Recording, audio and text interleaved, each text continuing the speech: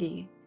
I'm a licensed clinical psychotherapist with degrees in psychology, theology, and marriage and family therapy, a national certification in dialectical behavioral therapy, and a national certification in integrative mental health. In this video, I'm not looking to diagnose anyone. I'm only willing to offer insight into situations like these.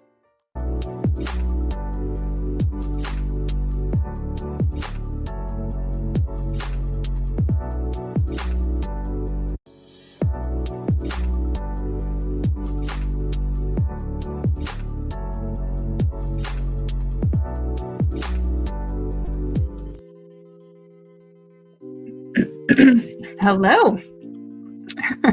Well, now let's do this. It's not going to let me. Trying to show this. There we go. All right. So Pope Francis has emphasized the importance of interreligious dialogue and cooperation among the Abrahamic religions.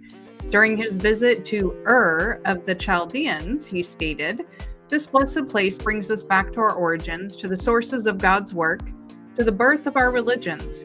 He urged Christians, Muslims, and Jews to journey together along a path of peace, highlighting the shared heritage of their faiths and the need for unity in the face of division. So we're going to talk about it. So let's say hello to some people first. Let me turn down this music a little bit. Who all is here? Adric is here. He says it's on. Auntie is here. Nina Williams, hi with the peace sign. Adrian says, let's go. Adric says, let's hear it for the dancing. Maggie. And Prince Mugo is here. Let's go. Okay, so let's do this.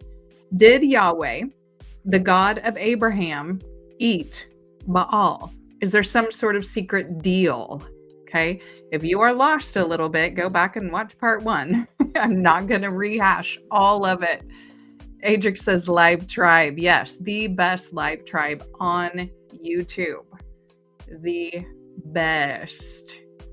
All right, so did they make a deal?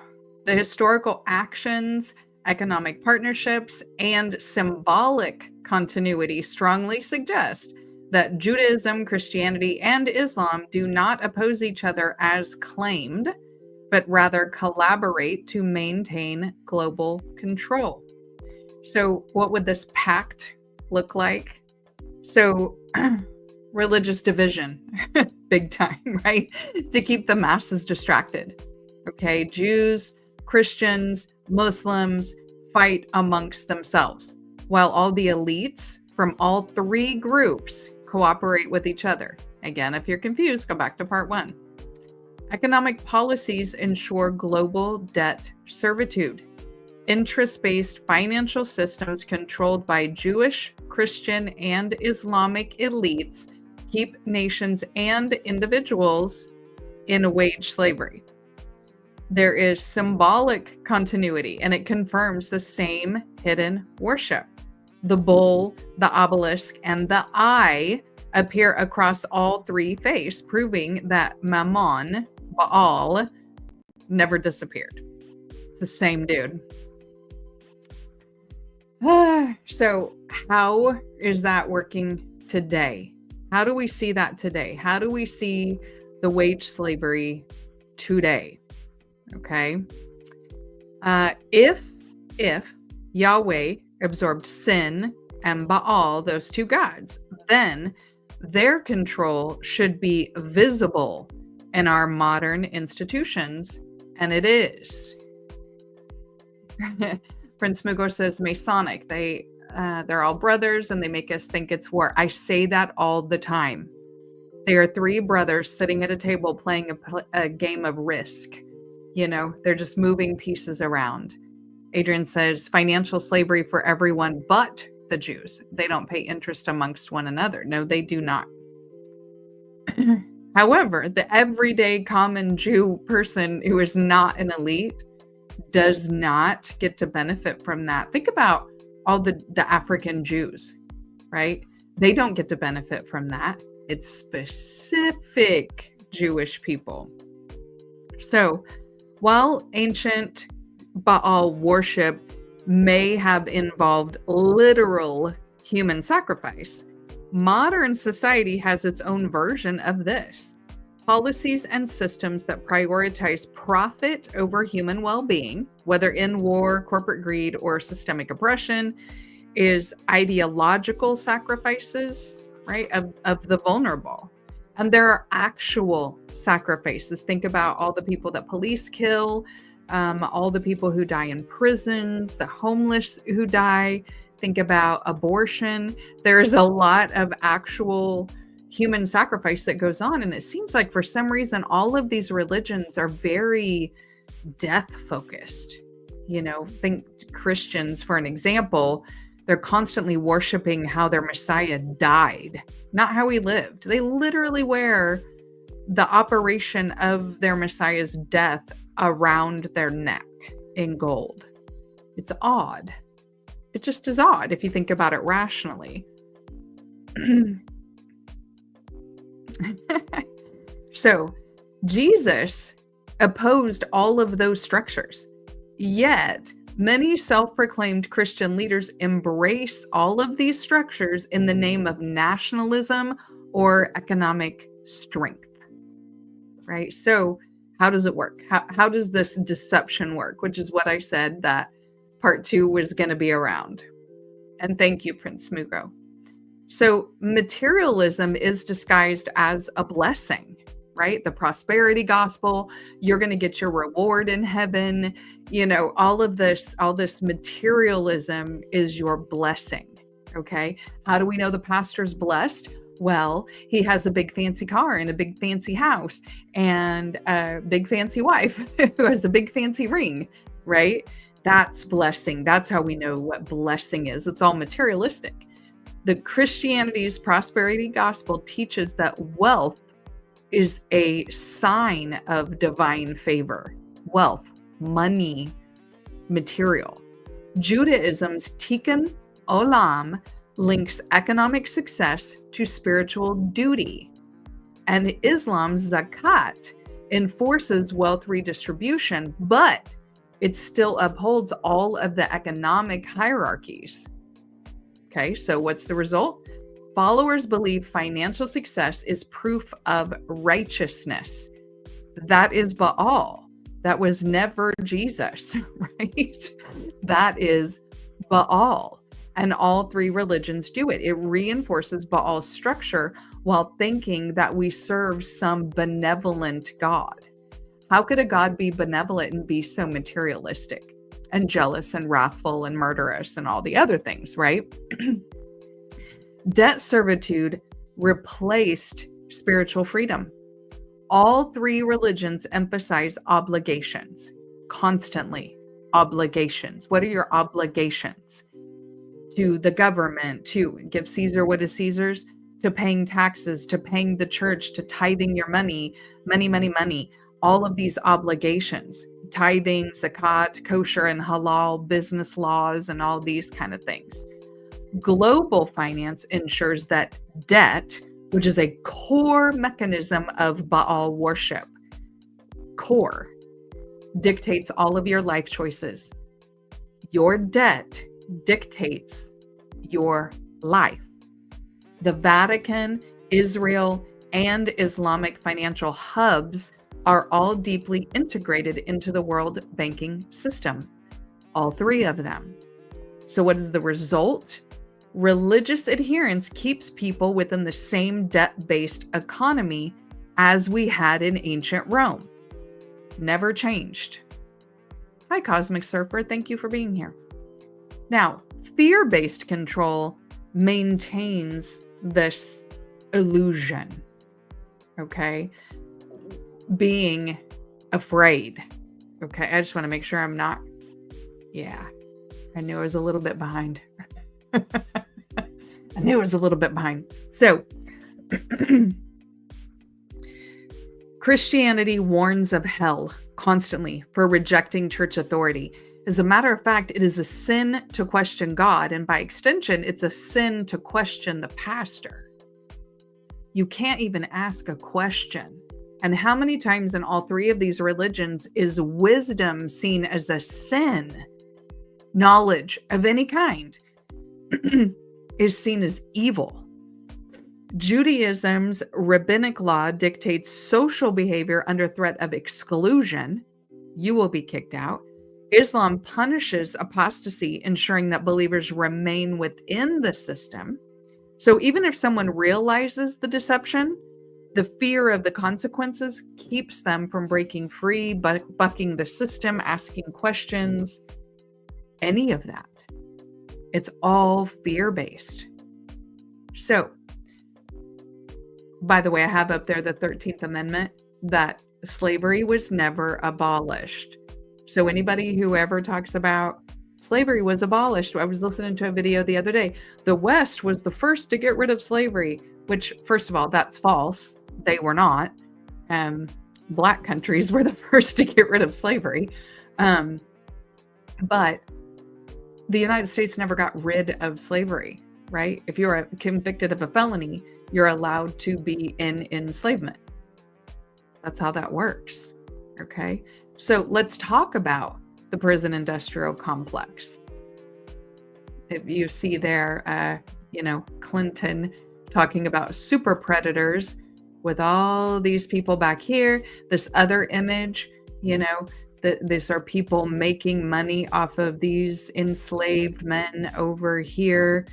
I don't see much of a difference in these two pictures. Do you? I don't see a picture. I don't see a difference. It's the same thing. So, prison industrial complex is the modern human sacrifice because ancient worship required blood sacrifices to sustain power. It's not the only one. We also have wars, constant wars, right? And it's never them that goes to war and dies, but they're fine with culling other people, right? And why do countries always get richer after war? But anyway, today, mass incarceration serves the same purpose. It traps millions in forced labor while enriching the elite.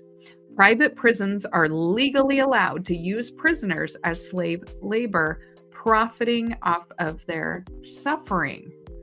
Let's get some stats here. The US has the highest incarceration rate in the world, with 1.9, almost 2 million people imprisoned, and that's in 2023. The 13th Amendment abolished slavery except as a punishment for a crime, which allows forced labor in prisons, right? Felony. Incarcerated workers in the U.S. produce over $11 billion worth of goods and services annually, yet most of these imprisoned people earn little to nothing. Again, it's slave labor, and it's appropriate.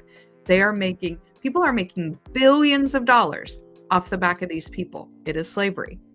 Many incarcerated people work dangerous jobs for as little as 10 to 30 cents per hour, with some states paying nothing at all for certain types of prison labor. And that's from the American Civil Liberties Union in 2022.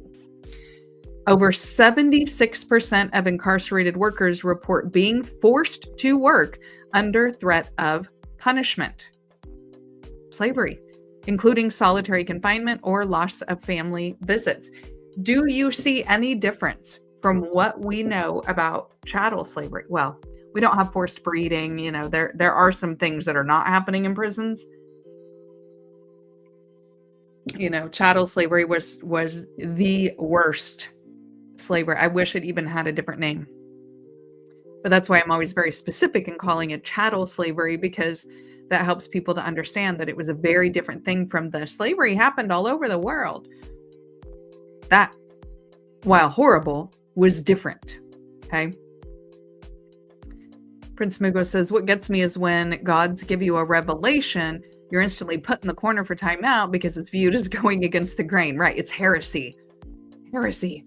Adrian says, incarceration equals continual human sacrifice to capitalism. Yes, to the God, right? And this is 100% in line with Baal worship. This is not in line with what as an example, Christianity says that it's about, right? Does any of this look like stuff that Jesus taught?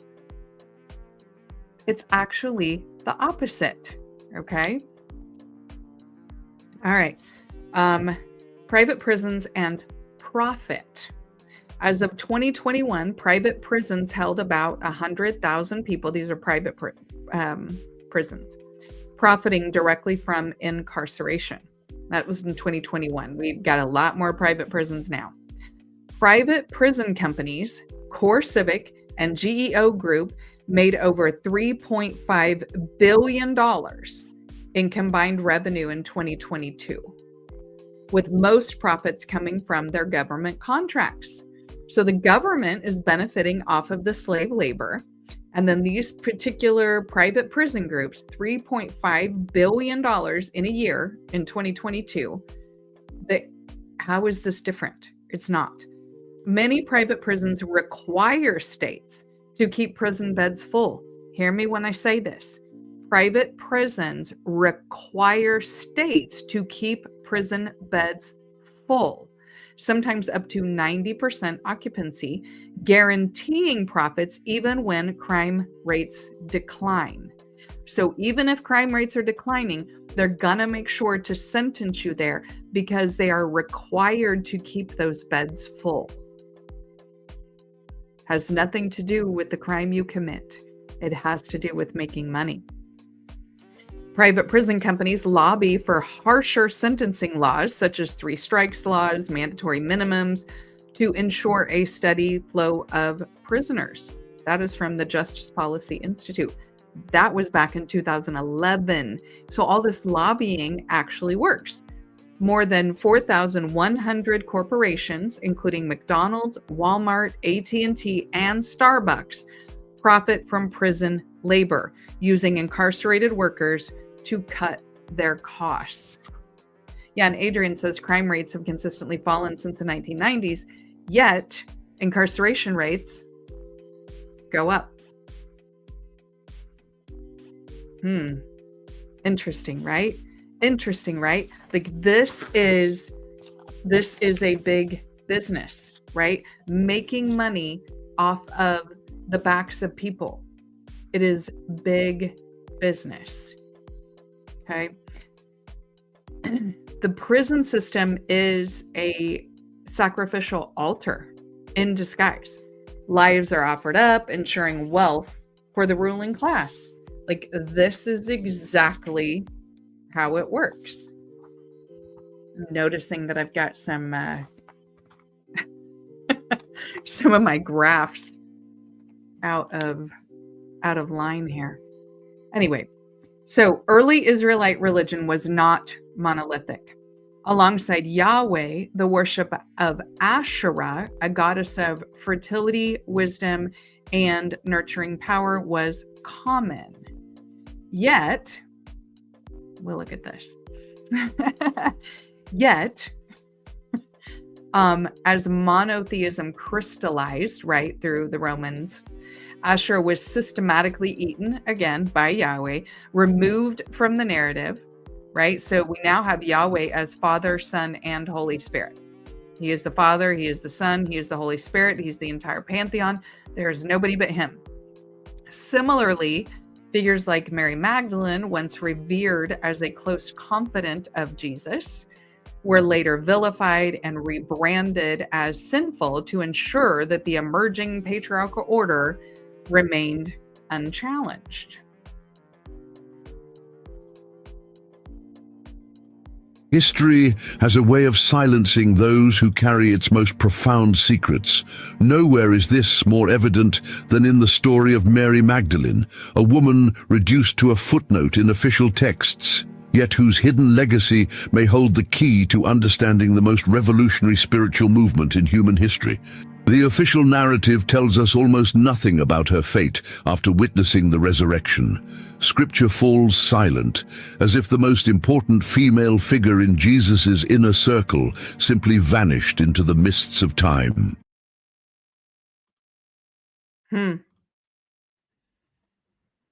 Prince Mugo says, Maggie, I was with you. Now you're going to make me leave. So your final answer, is it a contract to keep the prisons full? Yes. Yes, it is. There are known public contracts to keep prisons full. Yes. Private prisons have contracts with states. Hi, Andre 420. It's been a long time since I've seen you. Thank you for being here. All right. So the feminine represents creation and autonomy. The divine feminine is associated with fertility, abundance, which undermines that scarcity-based control, intuition, spiritual connection, which bypasses institutional authority, and cooperative social structures, which disrupts all the hierarchies. So, in contrast, Baalic worship thrives on hierarchy, scarcity, and control. Women, when they are spiritually empowered, challenge these structures, making them a threat to the system. So, we got to make it all toxic, right? We got to poison the well.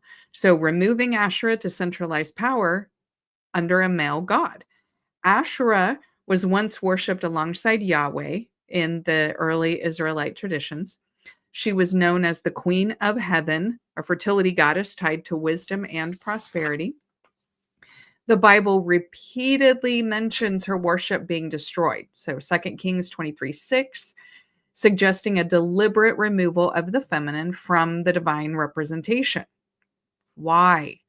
A masculine-only deity reinforces a top-down, hierarchical structure, making it easier to control wealth and power through kings, priests, and bankers. Aqua Smitten, thank you for being here. They buried so much. Stay safe. Try.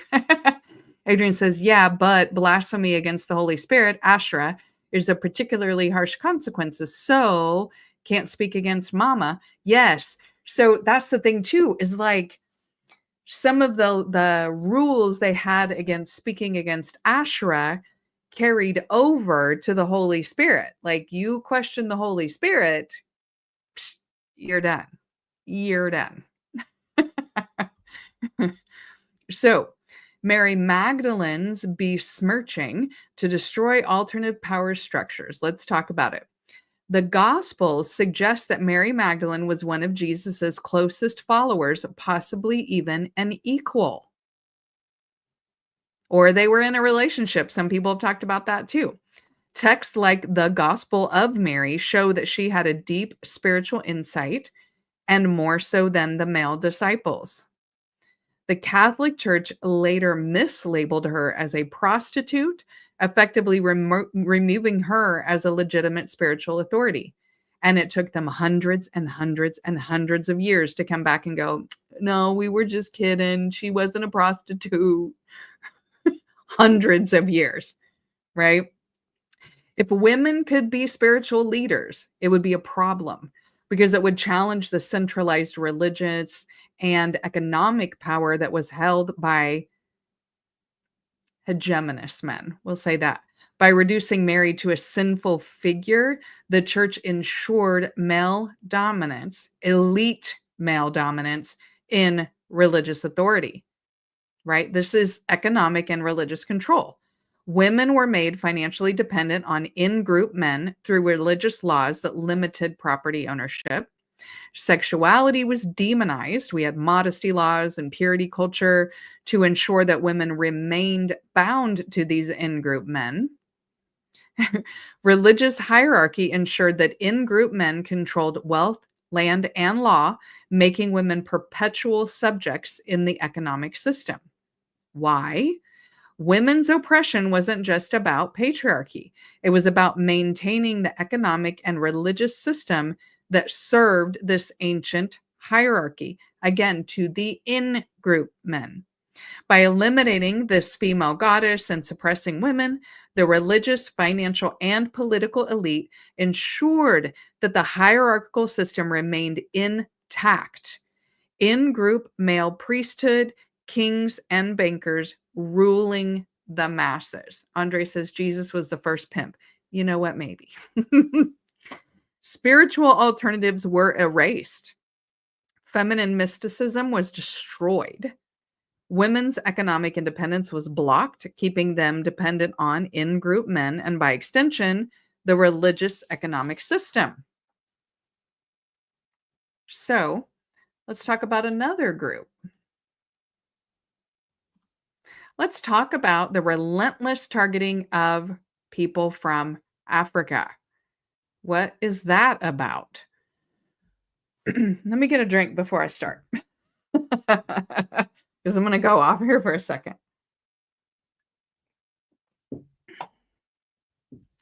The relentless targeting of Africans through chattel slavery, colonialism, and modern systems like the prison industrial complex suggests something far deeper than just exploitation.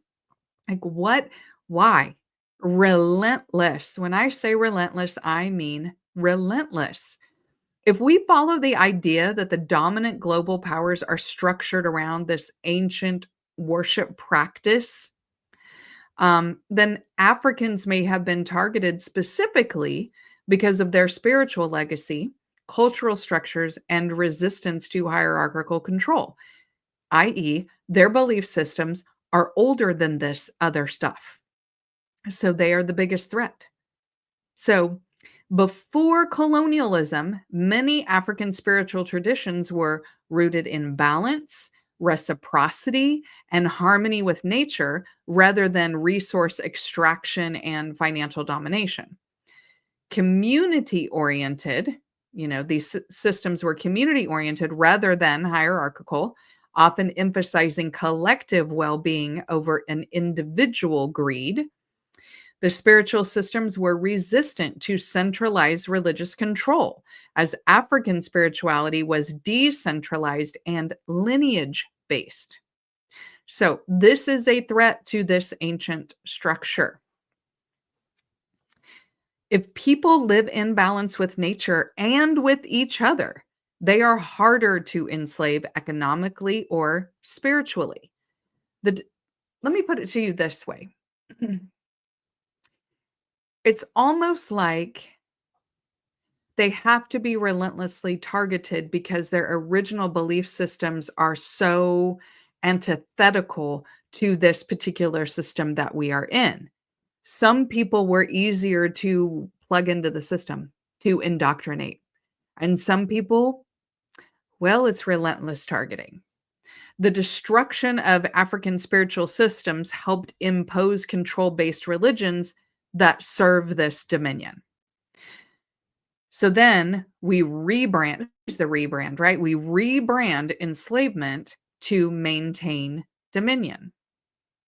This is another reason why they want to conflate chattel slavery with slavery was everywhere, because the kind of slavery that we're in now is the kind of slavery was everywhere type of slavery there was. Again, chattel slavery, very, very different. Okay.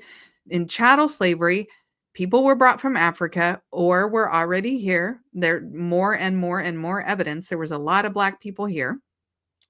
Africans were stripped of their names, their languages, and their spiritual systems, ensuring a complete dependence on the in-group males, on their enslavers, which we also know there were white women enslavers. In colonialism, European powers justified the theft of African land and resources by portraying African spirituality as pagan and savage. They also referred to them as snake people. And I'll give anybody extra credit who can tell me what snakes represent. Shade tree, I call it. Yep.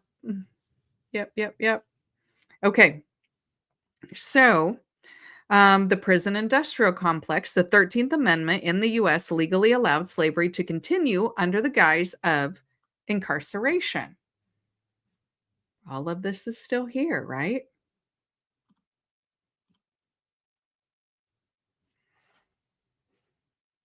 It's well known. It's a well-known issue that African Americans, Black people in America, so-called, don't know their history, that they're cut off from the history of Africa. and even the history of everything that they did and everything that was done to them in America. That's why you have Black History Month, right? So this is something that everyone knows about. Everyone is aware of this issue. But the truth is that so-called white people don't know their history either. Their history in America or their history in Europe.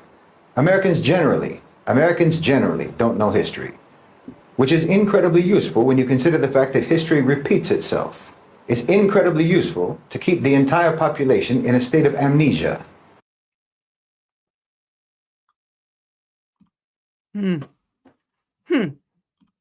Hmm. So, same system, different name. The transition from slavery to mass incarceration ensured that the descendants of enslaved Africans remained economically trapped. So we go from chattel slavery to Jim Crow laws, um, to oh, now my brain's not going to work. The type of farming. One of Please put it in the comments. The type sharecropping. Thank you. Oh, my brain. Sharecropping to mass incarceration. Never been freedom, right? We're making sure that they remain economically trapped. So even if Black people are not plugged into those type of systems, they are plugged into wage slavery, dependence on the government, things like that. And no, I'm not saying every Black person is on welfare. Please do not do that. We're talking from a higher level here. They're trying to make sure that people of African descent are spiritually disconnected and politically powerless. This is all this relentless targeting. And yes, Adrian, you get to answer on what do snakes represent. So, what is this attack on African spirituality through the Abrahamic religions? Christian missionaries and Islamic expansion actively work to erase indigenous spiritual traditions, all indigenous spiritual traditions. Demonization of African spiritual practices, so voodoo, Ifa, Kemetic traditions, all of this ensured that Africans rejected their own power. And Adrian got it. Yeah. So snakes represent wisdom, always. But they were called the snake people and equated to the serpent in the garden because remember, knowledge is a sin.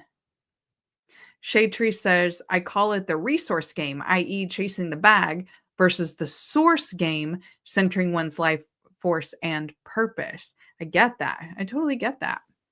So,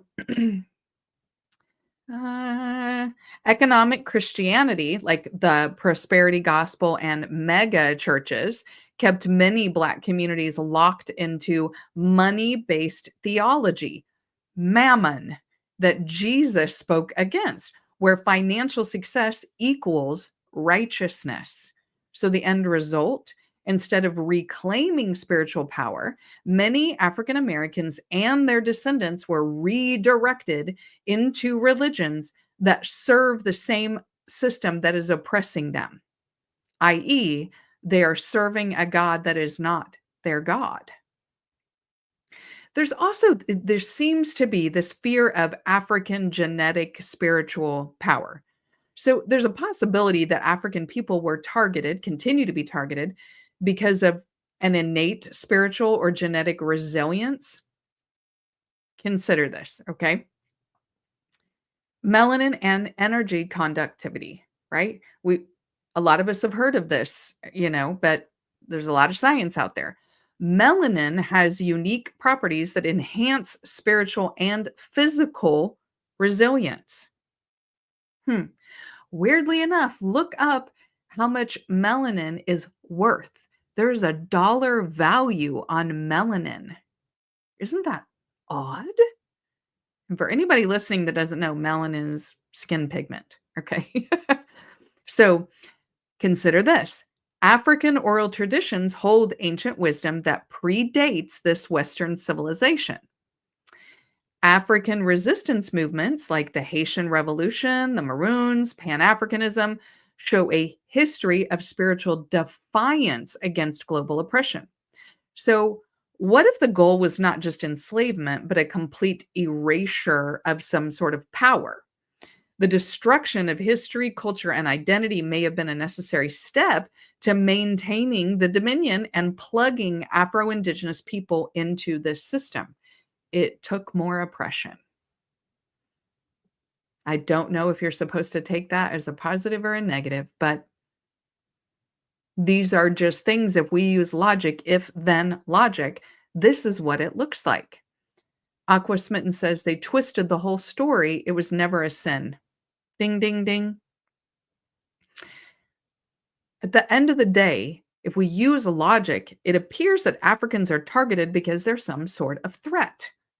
So if this system thrives on hierarchy, materialism, and debt servitude, then a people whose spiritual tradition rejects those concepts has to be neutralized. A people who live in balance with nature cannot easily be forced into economic servitude, and a people with a deep historic knowledge of past civilizations must have that history erased. Those are the threats to dominion. And this would explain why African enslavement and oppression has been and are not just about labor, but about spiritual and psychological domination. If African people truly remembered their spiritual origins and broke free from this system, the entire structure would collapse. Corruption of history and spirituality. Hi, Cosmic Surfer. Yes. Yes. It is all twisted. So I'm going to put up here the definition of wage slavery. Okay. Wage slavery refers to a condition where individuals are dependent on their jobs solely for financial survival, often facing dire consequences if they choose to leave. It is characterized by low or stagnant wages, we all know that is here, that maximize profits for businesses at the expense of a worker's well-being. 78% of Americans live paycheck to paycheck, according to a 2023 survey, and we only know that's gotten worse. 53% of people living in homeless shelters and 40% of unsheltered individuals were employed. That whole get a job thing, they're employed either full or part-time between 2011 and 2018. I work with the homeless population, and those numbers are about the same, little more than half. American household debt hit a record $16.9 trillion at the end of 2022, up $2.75 trillion since 2019. We all know that's worse now, according to the Federal Reserve. Wage slavery, economic servitude is what it's called. So the 40-hour work week was designed for productivity, not worker well-being. It doesn't matter what they tell you. It was established in the Fair Labor Standards Acts of 1938. Funny enough, productivity has since skyrocketed while wages have stagnated as soon as they put that in place. Worker productivity increased by 61% from 1979 to 2020. What were the things happening then? But hourly wages only grew by 17.5% in the same period. So productivity went up 62%, wages grew 17%. The average American worker puts in 1,791 work hours per year, more than workers in France, Germany, or even the UK. Yet wages have not kept up with the cost of living. And think if anybody's watched the Goth series, France, Germany, and the UK, but the wages have not kept up with the cost of living. 76% of Americans live paycheck to paycheck, meaning they're locked into perpetual work just to survive. The US is one of the only wealthy nations without guaranteed paid leave, universal health care, or livable minimum wage, keeping workers dependent on their jobs to survive.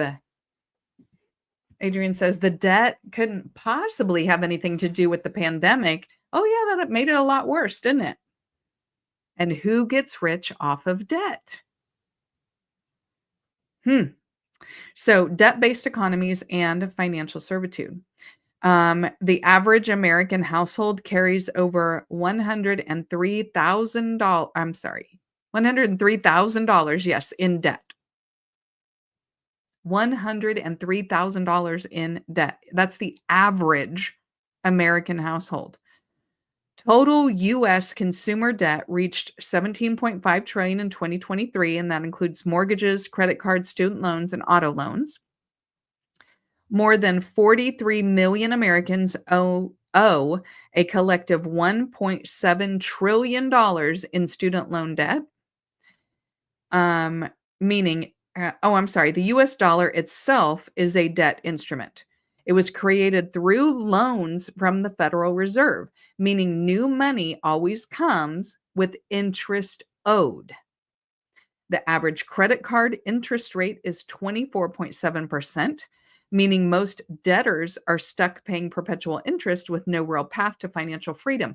And did you know your credit rating, your number will take a hit if you close a credit card? So you are stuck in perpetual payment. So we have tithing, taxes, and corporate profits, and it all flows upward.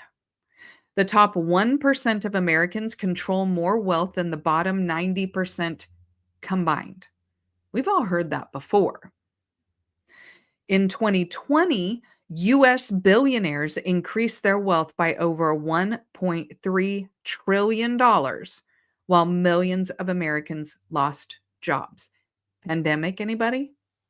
U.S. billionaires increased their wealth by over $1.3 trillion, while millions of Americans lost their jobs. Adric says indentured servants. Yes. Cosmic Surfer says wage slavery is diabolical. It's imprisonment of the soul. Yeah, you are caught on the hamster wheel. Adrian says what you spoke about earlier with regard to dominance over African lineage becomes evident when tangible issues are deflected with calls to pray together. It's a calming control tactic. Absolutely. And all of it is a rebrand, right? Because if we really look at Jesus with open eyes, right? He preached against Judaism and all the hierarchical structures of Judaism. They say that he was a Jew, yet in the Bible, his mother never practices Judaism. And for Jews, Judaism comes from the mother, right? Then he was killed by the Romans. Yet and he was turning over tables. He was constantly a rabble rouser. He was constantly calling people out. He was, even as a teenager, telling adults all about themselves. They did not like him. He was a problem. He was killed by the Romans. He said that the God of the Jews was not his God. And yet who got to be in charge of Christianity? The Romans and the Jews. Weird, huh? And then they make Jesus. They did the same thing to Dr. Reverend Martin Luther King Jr. as they did to Jesus, right? They only pick out the quotes that make you docile. They don't pick out the stuff that pissed them off at the time. They did the same thing. It's the same rebrand. Okay. Let me keep going. I told you I was just going to start going off. The 25 richest Americans, this is 25 people, 25, okay? The 25 richest Americans paid a true tax rate of only 3% from 2014 to 2018, while the average worker pays 13%. Corporate tax avoidance costs the U.S. about $131 billion per year, while the working class bears the tax burden. They aren't paying their taxes. We are paying their taxes. Religious institutions collect an estimated $50 billion in tithes annually every year, while many churches pay no taxes despite vast wealth holdings. Corporate profits reached record highs of $2.8 trillion in 2023, even as wages remained stagnant and layoffs increased. These stats paint a clear picture of financial system designed to keep wealth concentrated at the top while the working class remains trapped in endless labor and debt. That is the hamster wheel. Labor and debt, labor and debt, labor and debt until you die.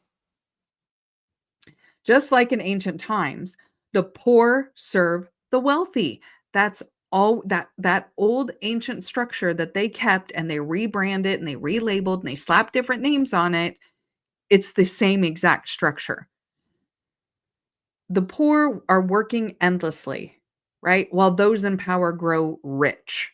The ancient gods never changed, only the name of their altar. So let's look at a couple more things. New World Order. New World Order. Let's look at some quotes from some people. Did you know who they are? The one thing man fears is the unknown. When presented with this scenario, individual rights will be willingly relinquished for the guarantee of their well-being granted to them by a world government, a new world order. That was Henry Kissinger. Thus, in setting an American agenda for a new world order, we must begin with a profound alteration in traditional thought. That was Joe Biden. By the end of this decade, we will live under the first one world government that has ever existed in the Society of Nations, a government with absolute authority to decide the basic issues of human survival. One world government is inevitable. Pope John Paul II. National Socialism will use its own revolution for establishing of a new world order. Adolf Hitler.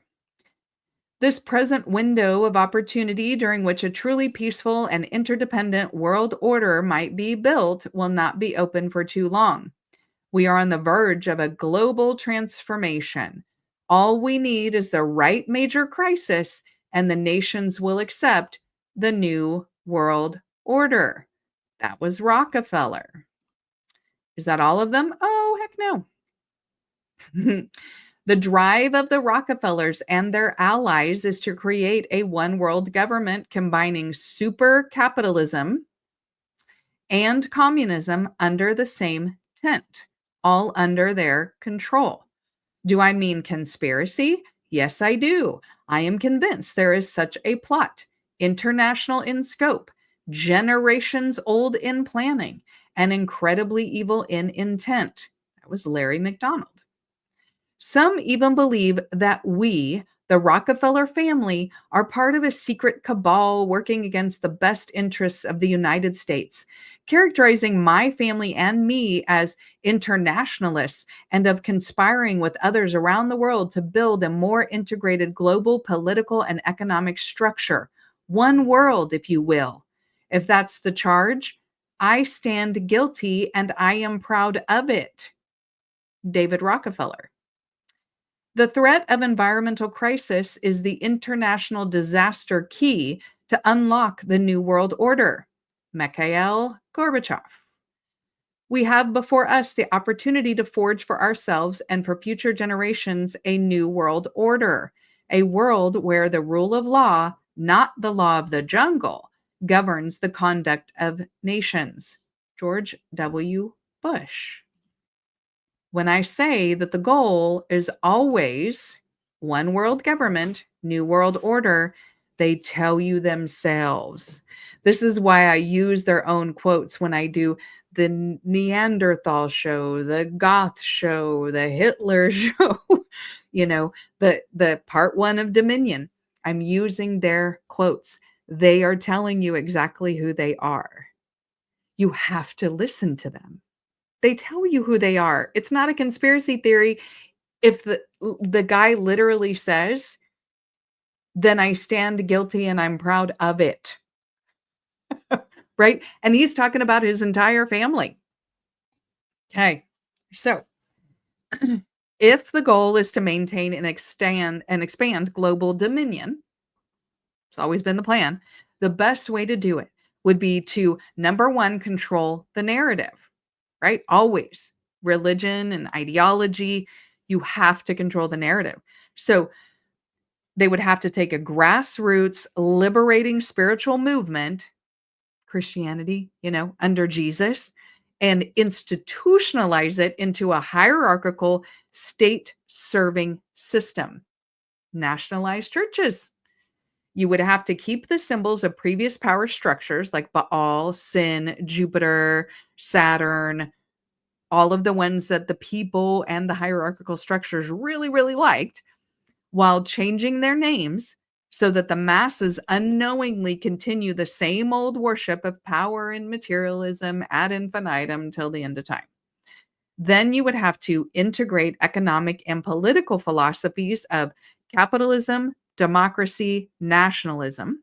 Those three things, which they all tell you are all great things. Capitalism is amazing. Everybody has a chance to make millions of dollars. Do they?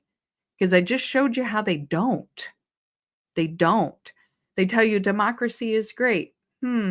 Why is it that every single US president, all of them, trace their lineage back, all except one, Martin Van Buren, and we just haven't found it yet, but they all trace their lineage back to one Plantagenet, Great Britain, English, Goth, king. One. They are all the same bloodline. If democracy really existed, how the hell is that happening? They tell you nationalism is great. We're number one. America's great. America's great. We're all kind of figuring out that's not quite true. But they have to integrate capitalism, democracy, and nationalism to reinforce the system while making it appear like you have independent choices when you don't. Okay. Then they control the economy through materialism and debt systems. So they shift the worship from specific gods to money itself, the ultimate form of modern sacrifice and devotion, right? Prosperity is a blessing, right? And you give your money at church. It's all about death and money. All of these Abrahamic religions are all about death and money. Then they're going to use banking institutions like the IMF, the Federal Reserve, and the World Bank as the new temples, right? Because we're serving and worshiping money now. So these banking institutions are the new temples, and they are controlling nations through debt rather than the direct conquest. They don't have to take over anymore. They just control the money. So then you keep people chasing wealth, success, and material security, just as the ancient gods were, just as Baal was, just as Yahweh took on. And then these things are worshipped for prosperity. Okay. Then you control the power centers. Let's talk about that. Use symbols of dominion, bulls, eagles, lightning, and obelisks to mark the institutions that hold the real power. Then you maintain a military industrial complex that ensures global obedience through force when necessary. Then you use soft power through the media and corporate influence, right, to maintain that narrative. The financial system is now our religious institution. Banks are the temples, okay? In ancient times, people went to Baal for blessings. Today, or Yahweh, today they go to banks for loans and economic security. That's exactly how Baal was. And they use interest as a sacrifice, right? Debt systems keep people in servitude, just as sacrifices were once required to secure the god's favor. Even the stock market is a ritual. People place offerings, their investments, hoping for a blessing, return, and it mirrors the old fertility rites, weirdly enough. So let's look at another video. The majority of Gen Z have an unfavorable impression of Israel. And my friends, I think the reason for that is that we're losing the digital war.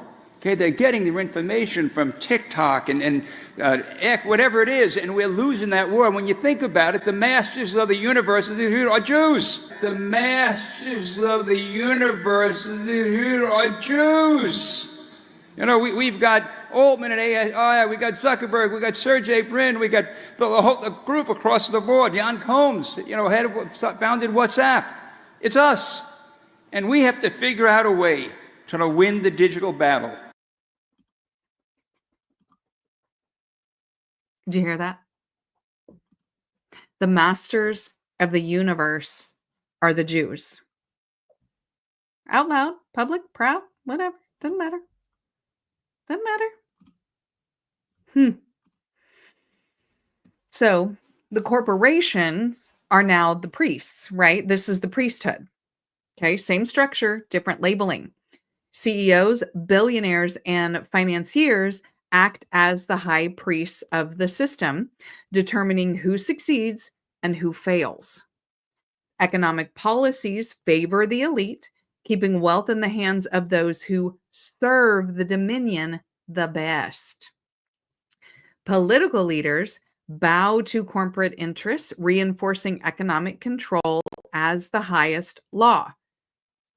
We all know this. Political leaders bow to corporate interests and lobbyers, right? Because of money. Consumerism is worship. Advertisements function as religious indoctrination, telling people that happiness, success, and even love depend on what they buy and the stuff that they have. Holidays like Christmas and Easter are hijacked by consumerism, turning spiritual traditions into spending sprees. Yay! People work themselves into exhaustion, sacrificing their personal lives, their ethics, and even their mental health for the pursuit of wealth.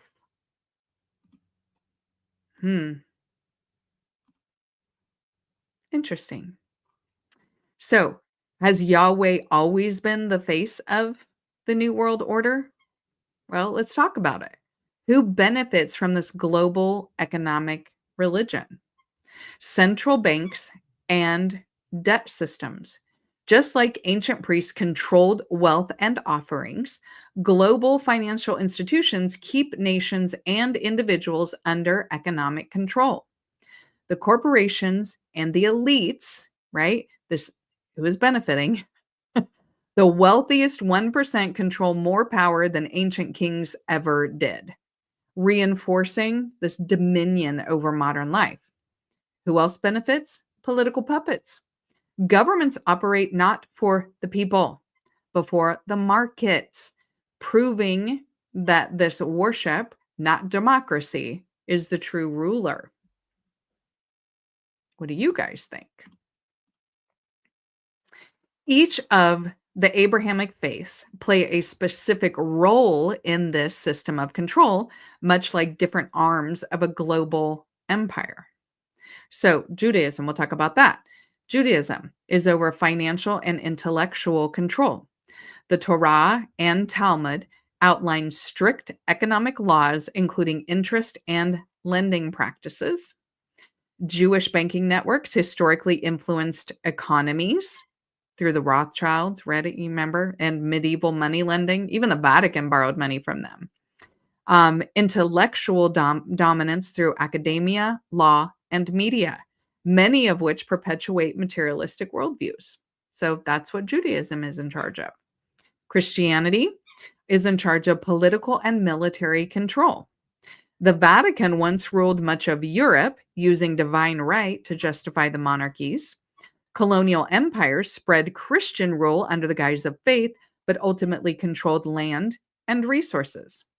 The prosperity gospel teaches people to pursue wealth, reinforcing dominion. They're the warmongers, right? Islam is resource and population control. The caliphates historically controlled trade routes, including key economic centers. Islamic finance uses debt-free systems, but still serves the global markets, the oil economy, the petrodollar system, right? And Islamic law reinforces submission to an authority structure paralleling political control in the West. So, what are we supposed to do? What do we do? Expose the deception. That's all I can do. The gods of old were eaten by the god of the elite, right? That's who that god is. And we're still worshiping him today. So recognizing that is the first step, okay? Try to reclaim some economic autonomy. See that this whole economic system is dominion over you. Look for decentralized finance, alternative currency, local economies, anything that can weaken the dominion's grip, and work to dismantle hierarchical, religious, and economic structures. The current system serves the elite, not the people. The old dominion still rules, but rules by deception. The moment we see the truth, the dominion begins to crumble. The question is, what will you do with this knowledge? Adrix says, put me back in the matrix. So one thing I want to share is a few pages of all of the citations in case anybody would like to check my work before we end. Please feel free to screenshot all of the references and citations. I'm not bringing you this stuff without receipts. Hell, I'm quoting the people most of the time. But these are all of the receipts. I want you to have them. On top of the videos that I played, I put the citation in front of that particular video. They are not on the citations list. So if you would like to add them to the list of citations that you're going to check, please feel free to go back and pull those. Let me make sure that was all of the references. Okay. I appreciate you guys being here. This coming Wednesday, we're going to continue with the Keys of Enoch. Funny enough, he starts talking about Jupiter. Timely. Oh, thank you, Adric. He knew what was coming next. Thank you, Adric, and thank you for showing that the super stickers and the super chats work. I appreciate that. I've been so excited to have that. So anyway, this coming Wednesday, we'll do some more Book of Knowledge, the Keys of Enoch, where he starts talking about Jupiter and kind of confirms everything I just said, today and last week. Starting next Sunday, we're going to start a Bloodlines series that's going to, again, tie all of this in, all of these, who were the Shasu, who were the Goths, who were the Natufians. Now we've talked about dominion and religious, spiritual, economic control. Now we're going to talk about the bloodlines. We'll hit more on this relentless targeting of Africans that have gone on and the targeting of other populations that we just really don't know who they are anymore. That targeting really worked. So if I don't see you this Wednesday, I hope to see you next Sunday. And I'm going to show you a picture of my dog. Please like the video if you haven't already. It really helps the algorithm to know what kind of things you like. Share where you think it's appropriate, especially to someone who you think needs to hear it. And don't forget to check out some of the wilder Pivot Point Wednesday shows. And last, don't forget to subscribe if you haven't already, especially if you want to break down complex concepts that make the esoteric not so teric, helping you on your journey to become your most authentic self. By subscribing, you'll join a community that thrives on curiosity and growth, and you'll never miss out on insights and some wild discussions. Let's uncover the universe together. Bye.